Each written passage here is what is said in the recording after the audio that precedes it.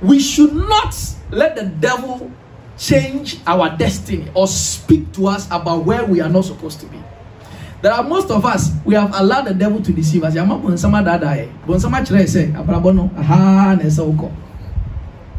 to 5 no and no one is away. Yarena Winyan, oh, Fansa Beko. Babushna, oh, Mudia San, Amodia Motier. Say no city, oh, San, a tear. So you see, there is this mindset the devil has helped you to cultivate in your mind, which has kept you where you are. But you have to declare not so. You have to be bold about your position and decide that you are not going to stay there. Hallelujah. Amen. Are you hearing me now? Yes. So today I just came to tell you some things here. That the devil cannot determine your destiny.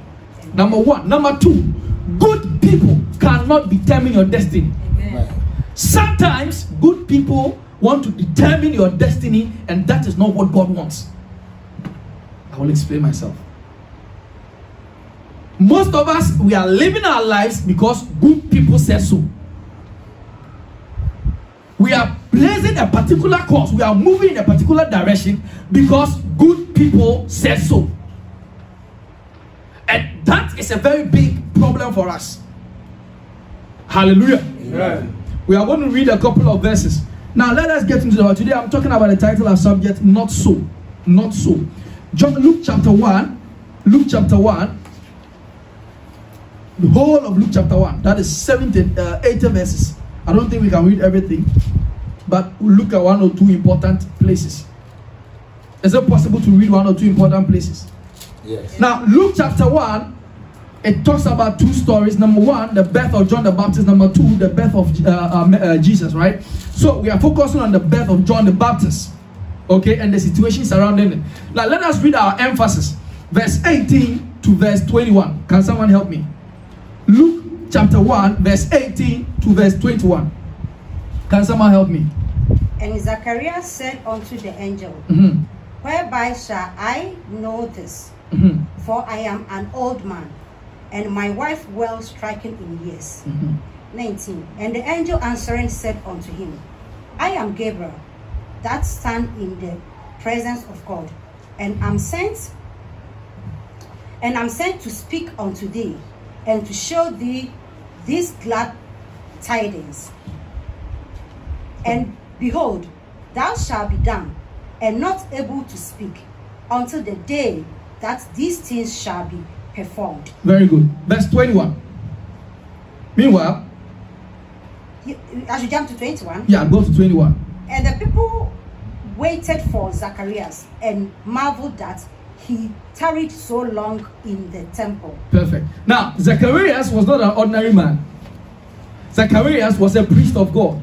So he has entered the temple, and people are waiting for him. He was going to make sacrifice and pray to God on behalf of the people. That was the Old Testament culture. So, for example, Pastor Maku here, he is responsible for your lives, to pray for you, to make sacrifices on your behalf. And where he goes to the inner courts, you don't go with him. He goes alone. And when he's going, they put a thread around his waist, a rope, and they tie it with bells on it. So that when time they check and it is not working well, that means he's dead.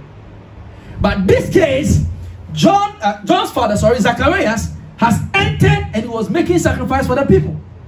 And the angel of the Lord came to him and told him that, Zacharias, you have served God for a long time. This is the time for you to have a child.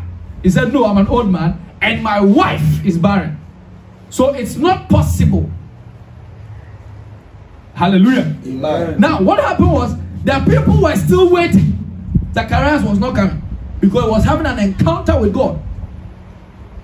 Now, when Zacharias doubted what the angel was saying, according to what she read, the angel told him that you are going to be mute, you are going to be dumb, you are not going to talk. How do you say mute in Dutch? Someone who can't talk. Doof. All right. So you are going to be doof, more or less. So you can't talk. When you come out, you can't talk. The only thing you can do is to sign language. That is all. So when this man came out, everybody thought Zacharias saw a powerful vision. Yes, he saw a vision, but what they were thinking is not what happened. God had rebuked him. They thought because he saw a vision, he doesn't want to talk now. Later he will talk. That was not the case. God had punished him. Amen. Amen. So this is what happened. God appeared to him. This man doubted God. This was a high priest. So normally, if I believer and you're also having doubts in your heart, it's normal. But don't let that take control of your life. Amen. Now let's quickly jump to verse 24. Verse 24. We are doing a lot of jumpings because it's about 80 verses. Verse 24. And after those days, his wife Elizabeth conceived. The wife of Zacharias conceived, became Zvanga. And hid herself 5 months. She hid herself 5 months. Saying, thus had the Lord dealt with me. This is what God has done for me. So you realize that after the angel spoke to Zacharias, the wife became pregnant. Or the unexpected happened, and she decided that I'm not going to let anyone see my stomach till 5 months. Hallelujah. Amen. Amen. You see, there are certain things you have to keep secret. Oh, yes. There are certain things you have to keep secret. So she decided to hide, and she hid. Then it took some time, and within this period that it took, before we get to where we are going to read again, Jesus' mother also encountered the angel and etc. Now, Mary is going to meet with Zacharias. Okay? Now, Mary meets with Zacharias, and let's read verse 41. I want to summarize the whole 80 verses, then I'll get straight to the point. Amen? Amen. And it came to pass. It came to pass that when Elizabeth heard the salutation of Mary. When Elizabeth heard that Mary was coming to her house, the baby leaped in her womb. The baby Elizabeth was yet to give birth to jumped inside the womb. Hallelujah. Now, you see, the baby leaped.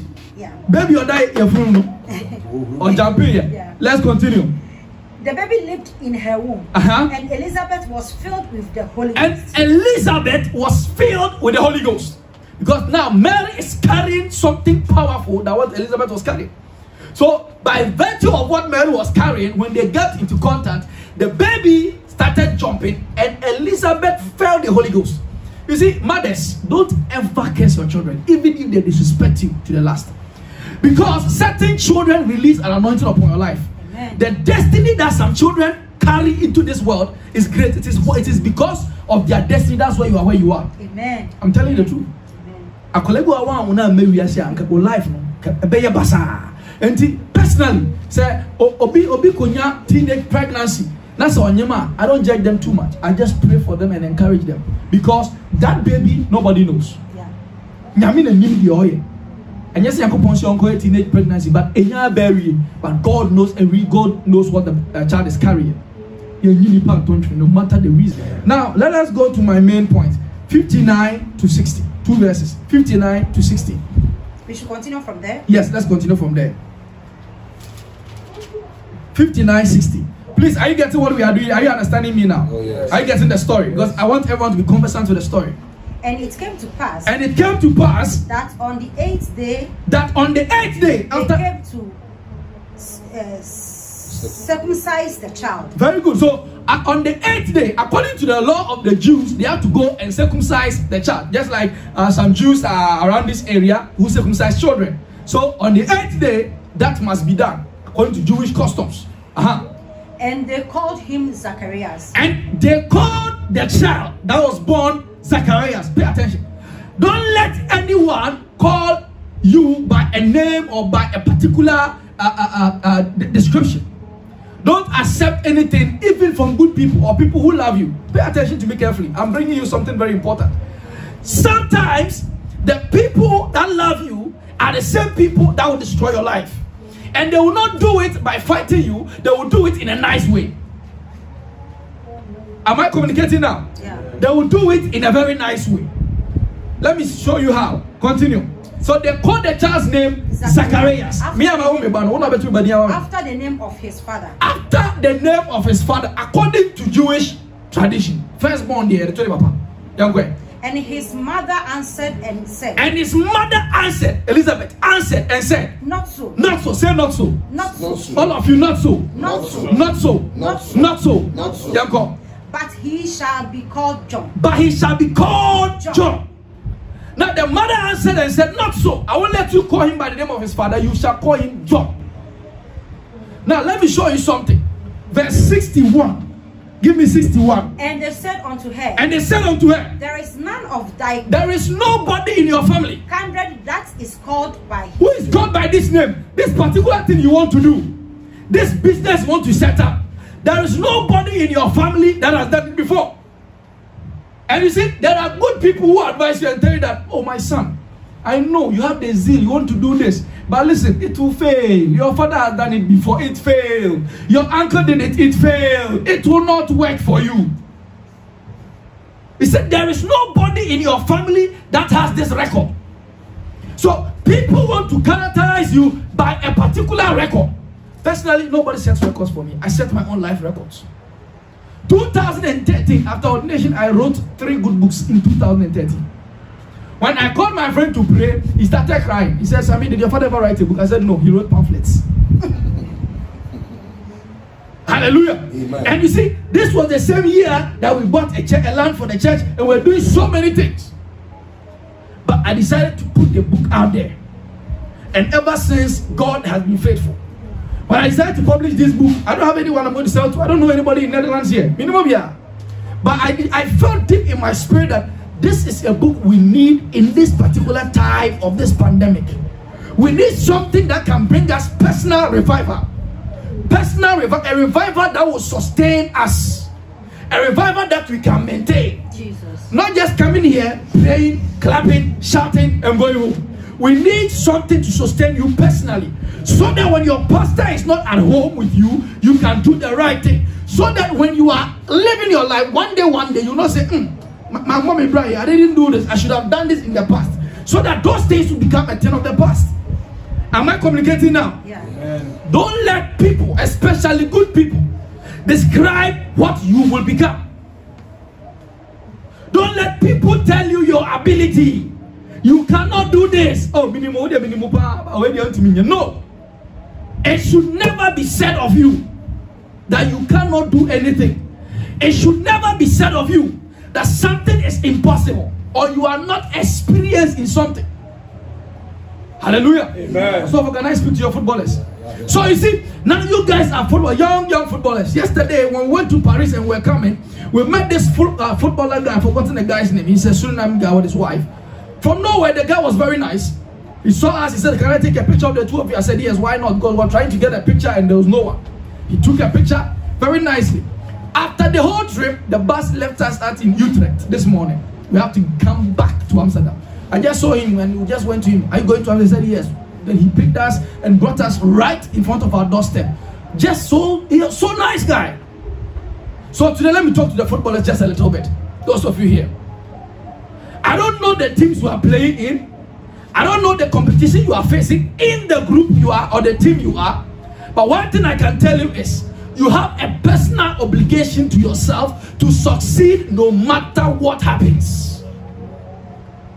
You have a personal obligation to yourself to set certain records. Records that Netherlands have not seen, Amsterdam have not seen. So that they can mention your name one day and say that this person has done this.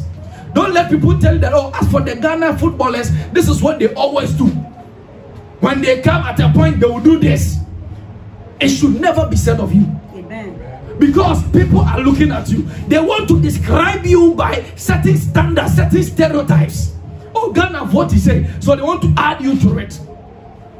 Hallelujah. Amen. Am I communicating now? Amen. Of recent times, I don't really mention the name of my team because we are really doing amazing things in the EPL. So I don't really want to mention our name. Chelsea. I don't want to mention our name for now. I'm waiting for Bundesliga because I have another team in Bundesliga, that is Borussia Dortmund. Now I'm fully in Borussia Dortmund. And I'm partially in Chelsea. With time, I believe things will pick up. But recently when we scored Manchester, I went back to Chelsea full. Then I just came back. You never know. You never know. Now I can't trust my own team 100%, but I'm still with them. Amen. Now the point I'm saying is, the point I'm making is, it should be said of you that because of you, our team has experienced such great feats. Amen. Your name should be the name they mention, even if there are about 6 strikers and they have to choose one. Even if you are not the best, the coach said there is something about you. I know you are not really the best among the 6, but there is something about you. I want to put you on the pitch. Amen. Am I communicating now? Yeah. You see, nobody should describe your destiny. Nobody can. That's what I wanted to do to John. They said that we shall call his name Zacharias after his father. He said not so. And what was their reason? Because there is no name like John in our family. How do you say that? I want to be a businessman. You are telling me that in our family we are all carpenters? No. You want to tell me that because my great-grandfather was a teacher, my father established a school, I should automatically be a teacher? When I want to be an engineer?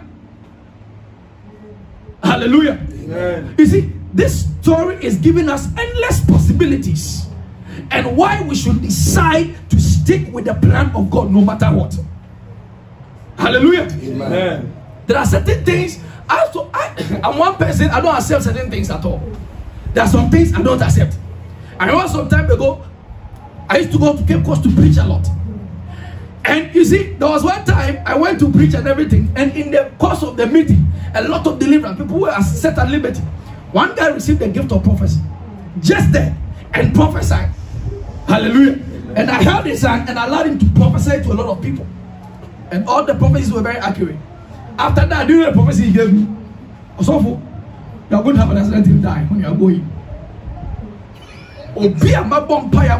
Just there to receive the gift of prophecy, prophesied right behind my eyes. I didn't go home. I was there. I knew the power God was working through him. I knew everything. Then he prophesied to me that I'm going to die on my way home. 2.5 journey to Accra, I'm going to die. What are you telling me? I looked at him and I said, my son, we thank God. Then I prayed with him. Said he should go and rest. You think I'll go? I went to sleep in Elmina.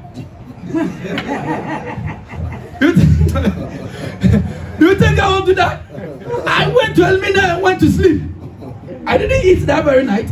The following morning I didn't eat. I started praying. I said, God, you know I can't die. You know I don't want to die. You know I must not die. It's not possible. It's not possible. Then I prayed. And I picked my bags the following day, I think after 2 days or so. And I started moving to Accra. When we go to Kaswa Makati Hill, that area, that place. When we got there, just that place, then the car had an accident. No car touched us. I was sitting that time, it was 207. It was 207, somewhere 2007 there about, it was 207. And I was sitting at this side in the middle of the road on the tie, where the tie is double tie. That's where I was sitting. Then, unfortunately, the driver has put just single ties. It should have double, the back ties should be double, but he put one instead of two at the back. And I was sitting right on it. How will you check? One before Kawaka, so I'm going to check the tie. Two ties, okay, that's fine. One, okay, that's good. Oh, I didn't check nothing because I was loading how to get into it. Then the car was moving at a very good speed. That time they've not made cars overhead. The traffic was heavy. So if there's no traffic, you have to quickly hurry up and move away within that particular place. Then the tire just got fast. And there's a rim, there's a metal rim. It hits the ground in the middle of the road. When I was sitting, and the car started moving around like that. I was sitting there. And you know what, when that came out of my mouth, I said, wow. People would say, Jesus, already. I said, wow. I was like, what's going on? I was enjoying the whole thing. It was amazing for me because I know I'm not dying. Yeah. Hallelujah. The Bible said that the eyes of the Lord, they are moving to and fro. If God's eyes are moving to and fro about me, then why should I worry about unfortunate circumstances? Am I communicating to you at all? Amen. I survived that. I had a couple of, pains at my waist and my spine area, but just a couple of days it went. But the thing was, God, the prophecy came that I'm going to die. And I survived it. And I've survived 7 similar accidents from Cape Coast to Accra. One of them, I was in the middle of the car. Everybody had gone out. We got to a Ponglo area. The car just stopped. It was a small oven. The car stopped there. Everybody was out. I was inside. I was asleep. I was so tired because for 3 days, I kept ministering. 3 days. All night, the following morning I have to preach, because the moment I get to Cape Coast, those who know me invite me here, there. So I don't rest from UCC to this place, to that place, to that place. So they use me throughout the whole 3 days. I get exhausted. I come back home. So I was tired. I was asleep. The whole car was smelling like there was fumes, smoke, black, thick black coming. The whole car. Everyone was out. I was asleep. So when I opened my eyes, I know what was going because I was still asleep. And I just got down with my bag. Everybody was surprised. Were you in the car? I said, yes. He said, you were inside sleeping? I said, yes. I believe the angels of the Lord had to cover me. Amen. Hallelujah. Amen. You see, the destiny that God has set for us, what God has prepared for us, is so amazing and so great. The devil doesn't have any idea. But the devil wants to do everything he can to make us live in the middle. Just in the middle. Am I communicating at all? Yeah. Like, for example, I'm moving from here to The Hague, and maybe The Hague is my, how do you call it? My final destination. In a big mansion. Then I get to the train station, The Hague train station. Then I decide that someone tells me, oh, don't worry, we have an apartment here for you. It's a good apartment, 2-bedroom apartment. You can give you 4-bedroom apartment with garden and with everything. I said, okay, why not? Then I decide that I'm going to establish myself or work at The Hague train station with a good apartment, and say, oh, I won't give you this money. Meanwhile, when I get to my destination in The Hague, I'm going to live in a mansion. I'm going to have people to serve me. Are you getting me? So the devil will not stop you from going, but he'll make sure you are satisfied right in the middle. Yeah. That is how the devil is destroying the lives of a lot of Christians. That is how the devil is defeating most of us. And let me tell you, the devil did the same thing to Lot. So I know the story. I know the history. I know his tricks. Amen. Amen. Lot was following Abraham by divine grace. At a point, Lot decided that he's going to share the land with Abraham. Abraham said, choose what you like. Then he chose. He chose the most fertile grounds. Then he went to live on it. Now, at a point in the life of Lot, Bible said that he was sitting at the gate of Sodom. Now, when we say someone is at the gate of Sodom, it means that he was an important person. In those times, they had what we call city of refuge. So if the elders of the town, like this church, this city, assuming that this assembly here is a city, Pastor Mwako and Nanayao and Sofu John, maybe they are the elders of the city. They sit at the city gate. So if there's any important issue, they have to deal with it. So for example, if I do something wrong in the city and people are looking for me to stone me to death, and I'm able to run and get to them, and I lie in front of them and start begging them, they will tell everybody, stop, we'll settle the matter. They saved my life. Am I communicating at all? So that was the position of Lot. Pay attention to this. If you come to the New Testament, around Peter thereabout, Bible said that for Lot was a righteous man. Amen. Lot was a righteous man, and he was living a defeated life. 2 Peter chapter 2 verses 7. Fire comments quickly. 2 Peter chapter 2 verses 7. Let me show you about Lot. So if you think that Lot was living in Sodom and Gomorrah, and because of that he was very, very unique guy. So Abraham made intercession, and God had to save Lot and his family. Let me show you what the Bible says about Lot. Can someone read for me now? 2 Peter 2 verse 7. 2 Peter 2 verse 7. Yes. 2 Peter 2 7. Yeah. You are there now? Yeah. Thank God. And delivered just Lot. And God delivered just Lot. Just righteous Lot. Vexed with the 50 conversation of the wicked. He was vexed. His soul was vexed with the filthy conversations of the wicked. Should I continue? Yeah, someone read another version for me. Another version. Do you have another version or the same thing? Can someone read another version? It's the same thing, the same translation. 2 Peter 2:7. 2 Peter 2:7. And if he rescued Lot, a righteous man who was distressed and filthy life by the filthy life of lawless men. So this Lot was unrighteous. He was a righteous man, but he was distressed by the filthy life of lawless men. And to acquire a righteous man, or take at the bonyeful, and almost so much time, a weight down, it has become a weight on his spirit. That's what the Bible is saying. So Lot actually was a righteous man, but he lived a defeated life. Am I communicating? So you can be here as a church member, as a prayer warrior, as a singer, as a pastor, anyone. You'll be righteous, but you can live a defeated life. You can live a life that God will never please with. You can live a life which is full of mediocrity. But you